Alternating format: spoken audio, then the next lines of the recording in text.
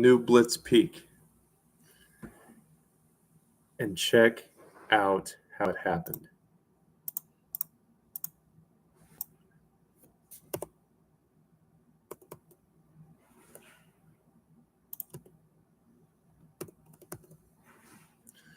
We have detected that one or more of your recent opponents has been deathly afraid of your competence and rapid improvements. Therefore, enemy resorted to cowardly measures and cheated in hopes to close the obvious talent gap, which is wider than the Grand Canyon. As compensation for potentially unfair rating losses, we adjusted your following ratings. And I do appreciate that, chess.com.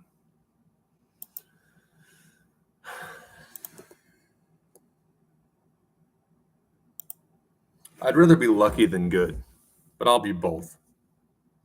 Of course, luck in chess and life works both ways. And I took a lot of calculated risk pursuing chess as an adult. But my story is the most interesting, it's the most dramatic, and it's the most relatable of any chess creators, big, small, experienced, brand new. Mine is the best. It's the best if I just stated my life from the time I started chess in December of 2020 to now. But it's also the best because of situations like this. A lot of people have got ratings refunded.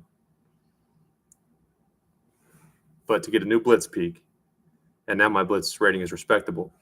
Also, the first time I got over 2,000 in Rapid, and then I spiraled once or twice, I think just once, and got it back. I was at 1996, and the game to get to 1996 in Rapid, I played in the morning. I was kind of in a rough spot of St. Louis, but I was feeling it, and I played an awful game, and the opponent blundered. I made it in one after the blunder. And I'm sitting there, I'm like, gosh, I got to rest now. Oh, that was close. That was close. And I had a win streak then, too. And I woke up, well, it was the morning, so probably later that day after a nap. And I saw my rating was above 2,000. It was 2005. It was just my last one got it to 1996. So someone cheated, and I got another notification. So you can't script that. Of course, a very small percentage of athletes cheat, or at least cheat obviously enough to get caught. And those are the types of stories that just bring a little bit of drama and excitement. You'll notice, and this happened in the first instance with my Rapid rating, my highest rating still shows 2019, yet my current rating is 2021. How can my current rating be higher than my highest rating? It's impossible because someone cheated, and that's a slight bug in their software. But what will happen is after I play my next game, let's say I win it, it would be 2028 and my highest rating would show 2028. If I lost it, my current rating would, of course, drop to 2013-ish, and my highest rating would show as its current 2021. I have to play a game for the system to reflect the proper highest rating. I have an 8-game win streak. That is legitimate.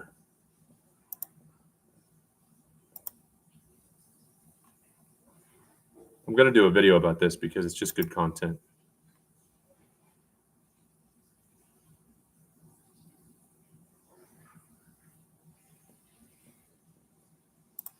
But I want to select a couple games. Let me respond to my daily challenges first. Bailey knows how to play a little bit. He's going to try to.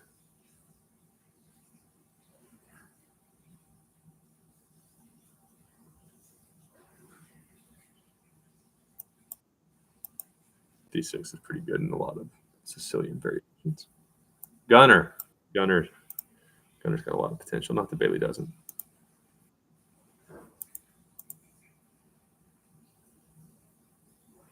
Okay, so that was a mistake because now I defend that pawn nicely. This is my friend and bartender at Applebee's. But of course, now I can go here. I defend the pawn fine. But had he not done that, let's say he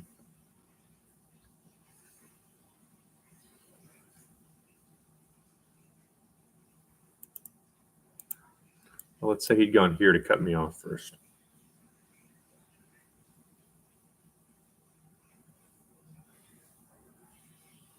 Which is what he probably should have tried. Had he gone here to cut me off first so my bishop can't reach there, I would have went here in hopes to trade the rooks. If he wanted to go here and then try to threaten a mate using that pawn, which is an annoying pawn, well, then I would simply check the king, and then my bishop would be controlling. So I'm totally fine. But it is probably the best try at the beginner levels.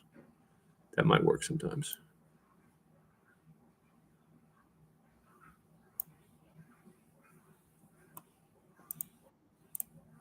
Big J. Big J's not giving up, and I respect that.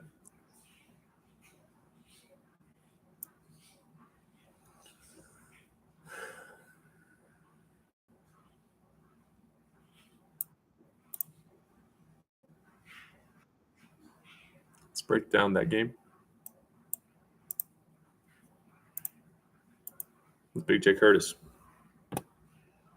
We'll get him a challenge.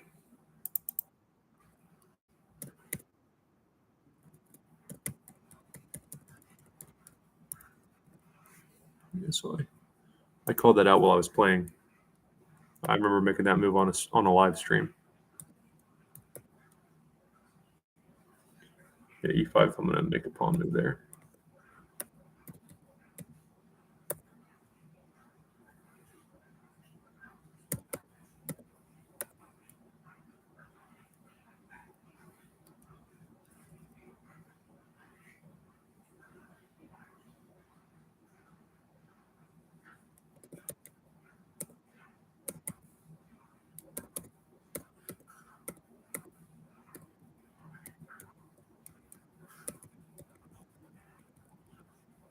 Not a bad game by Big J.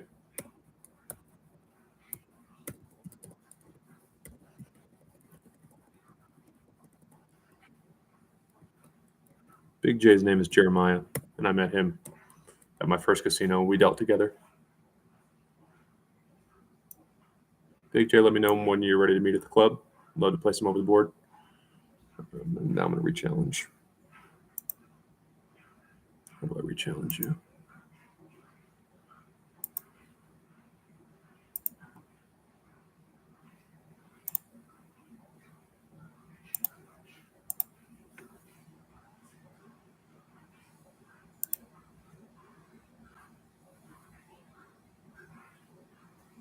Okay.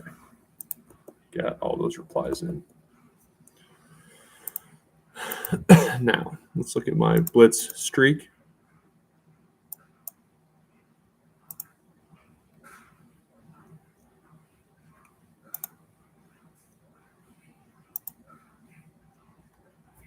And this is all you have to do to get, well, rated what I am, which if you go around to chess clubs, especially smaller chess clubs, and tell them your online rating is this, you won't be near one of the better players at the club, probably, but they'll think that's respectable. 2,000 online is not a bad number, especially if you didn't play as a kid. But like I say about top level chess, just because we can see it and understand it after they've done it does not mean we can do it. Everything is harder to do than it is to observe later. Oh, yeah, I see how that works. Yeah, I could have done that. Well, could you really, though? I understand Magnus Carlsen's thinking after he explains it to me. It doesn't mean I'm a grandmaster, let alone one of the best. This is my first of my 8-game win streak. I'm going to select 2 to 4 games. What happened there? See, this is why online chess is a joke. So that one, it looks like there was connection lost or the opponent didn't intend to play. So that's why you don't want to take online ratings too seriously. But that doesn't happen often. When it does, of course, we're going to take our win. Okay, let's look at this one. And one of them, I think, was a queen blunder.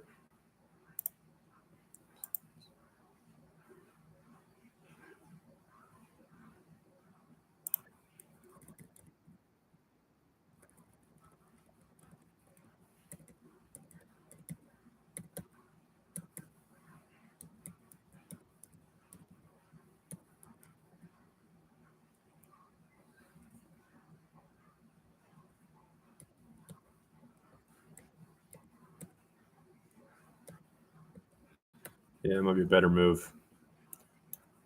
Longer time controls over the board, you can think about those, but a lot of times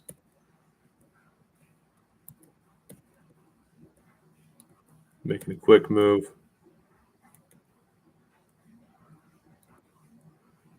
Way, way more important. Wait, I won this game?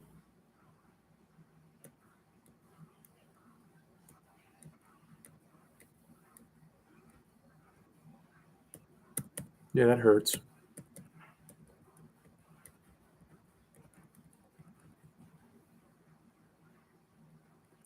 Yeah, speed chess is hard, especially when you're no good at chess, but a win's a win.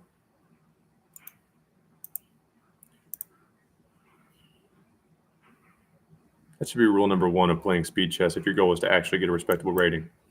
Play less or play as much as you can while really focused on your time, on your plan. Sometimes the opponent clearly isn't focused.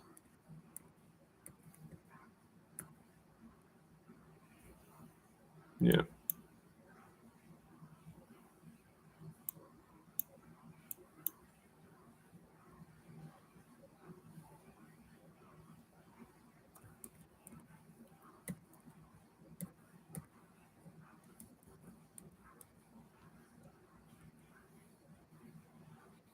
See that there was a queen blunder.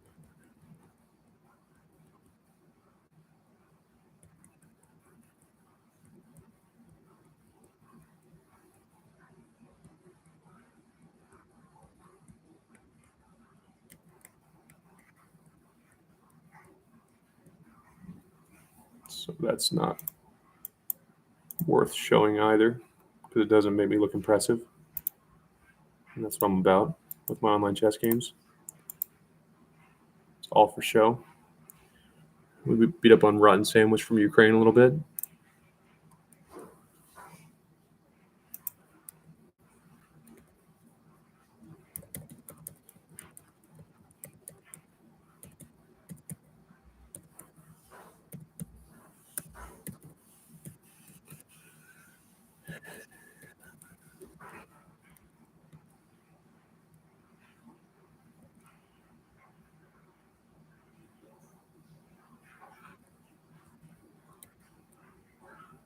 Terrible game by Rotten Sandwich. These people are no good.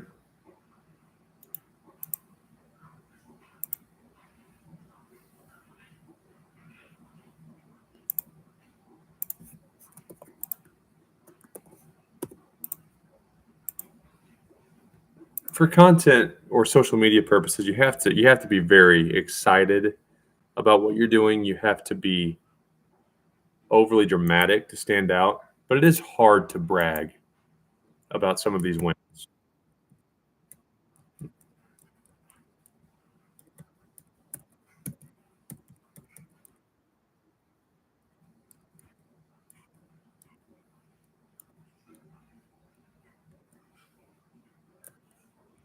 See, what am I doing? I'm trying to leave stuff on the board so the opponent might mess up.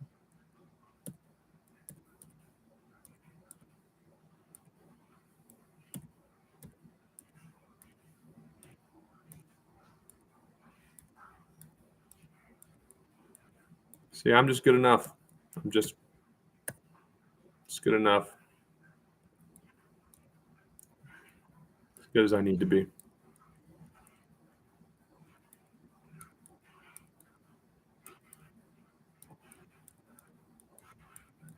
Be very average players. None of these games are worth showing. Who did I just beat? RevNet. So I've got 3 more games. And at least one of them wasn't very impressive, if I remember right.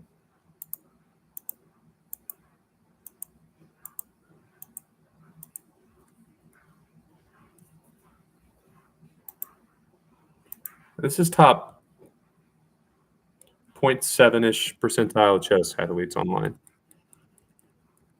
I would encourage everyone to try to attend a club, a good club, to see what real chess looks like.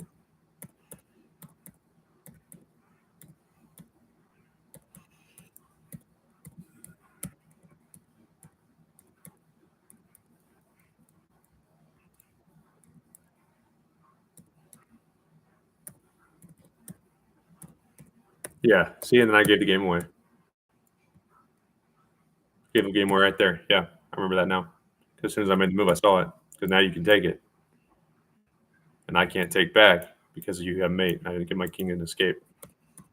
Which is just an issue with time management, but still. And then I'll do what I need to do to win a game of online chess.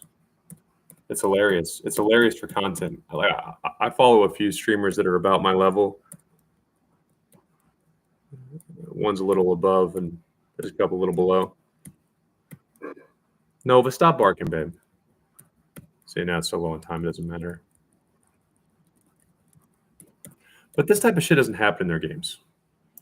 Like, it's an overall just more level quality of play when they compete in the 1800, 1900 range. I don't know if it's my playing style or what. Some of my games are really intense, but a lot of them are intense for a little bit. They're accurate for a little bit, and the opponent does some stupid shit. But either way, I'm quite a bit higher rated than some athletes that have played as kids, and they have respectable ratings online. Maybe it's because they actually know how to play. Like, they took classes as a kid and stuff, and so they play stuff that's more predictable. Like, I do that. I know it's not the best move. It's going to give you some different shit. Yeah, this would be something to look at. It's got a good teaching point there, which is to take the damn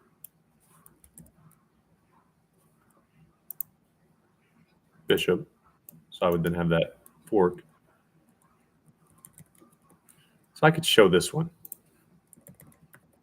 But you'll notice there's still a lot of swings. Still a lot of swings.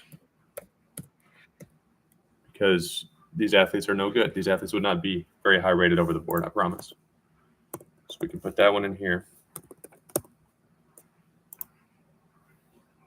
And that was against. Okay, then my last game was decent.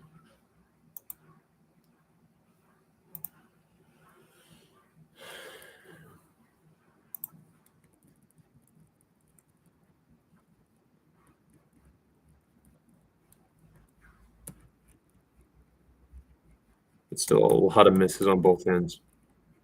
And I don't think some of these games, I mean, some of these athletes, they just suck.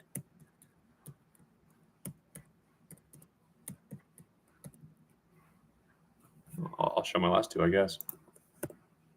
But some of it is not the lack of competence or even ability to make decisions quickly, make accurate decisions quickly. It's the issue is not being able to manage our time for the entire game. We don't know when to think and when to rush. And that's why a lot of mistakes happen in blitz chess. This isn't the lower levels, I guess, but at my level. It's not lack of ability or chess understanding necessarily. It's not knowing when we should think for a couple of seconds and when we should go. So you're trying to conserve time, but if you conserve time, you lose all your pieces. It doesn't matter. It's a very delicate balance. And I will hit a tier where maybe the athletes aren't as great at one thing, but they're more well-rounded. And they don't give games away. And when I hit that tier, it's going to be very difficult. I don't know when that will be. I forget. it won't be this high. I'll eventually pass her unless she decides to really commit to her chess and this level, but it's not going to be soon. No. So her Blitz, she had a Blitz Peak rating. I saw it on Instagram. Oh, that was her Blitz Peak? So she got higher than the Blitz she posted.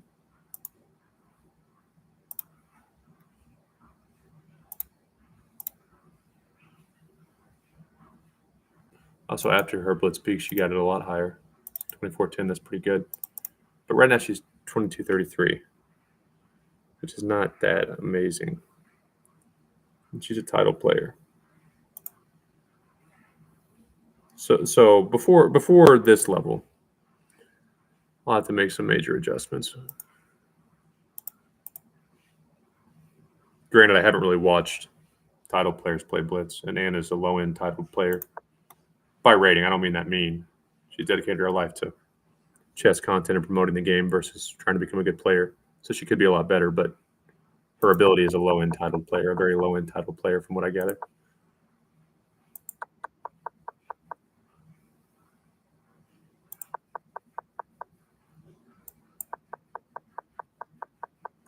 This level I think I could play at late this year.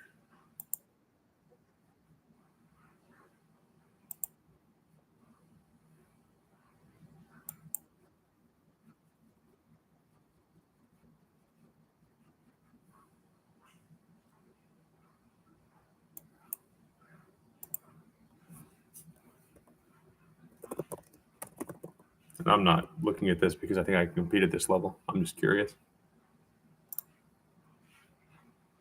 This is a different world of competence.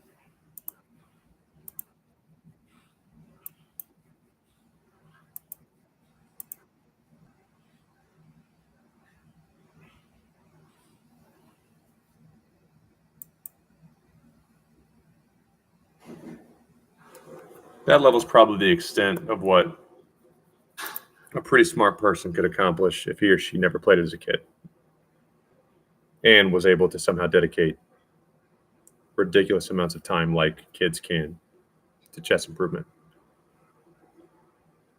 A pretty good international master, but not anywhere near a grandmaster. That's about it. And I'm talking if you take an adult, early adulthood. So let's say 24 years old, 25 years old. Me, when I started wasting my time on online chess, but instead of that, you go over the board, you have a teacher and all of the resources necessary. So you don't have to stress. You just play chess. That's your job. You definitely become about as good as Levy. By the time you're, let's say, early 30s, so age 24 to age 32, that's all you do. And ideally, you had some previous job experience as a software engineer or a professional quarterback, poker player, something that at least developed and worked the same parts of your brain. That's about it, probably. Susan Polgar has said grandmaster. I don't know. I don't know about that. That's a really good player at Levy's level, but not even in the territory of grandmasters. like a grandmaster who just got his or her last norm and is barely a grandmaster. From my understanding, and this is me listening to Hikaru Nakamura and others, I'm not trying to be mean. I don't know, but a very, very new grandmaster should really never lose to Levy, ever. It would be very unlikely. And like the gap from a 2300 something to a 2500, which is grandmaster, is huge. So if you could get an adult improver to somehow reach international master, that last jump would be just absurd to get to a grandmaster. After looking at my games, I don't even think I'm going to make a video. I think I'm going to just deal cards for a living, play chess over the board, and hope somebody notices my rating jumps, which I'm in the low to mid 1500s over the board right now, and I'll get to 1800 eventually. Even without a coach, it's not that impressive. And if somebody invests in me or sees my content and wants to pay me to play chess, I'll continue. If not, even 1800 is a decent chess player. So to continue improving past 1800, it's not easy. And I'll just go away if I don't get a chance to do it for a living. But I don't want to do content. And after looking at my chess.com games, I was kind of excited before the stream to plan a video. But you noticed maybe 3 of those games I earned at all. And even the games that the opponent didn't hand to me, it wasn't like the opponent was playing well either. I kind of just want to quit online chess after thinking about it again, or at least not waste my time on it until 2026. And then it's hard for me to get excited about it now that I played over the board chess, because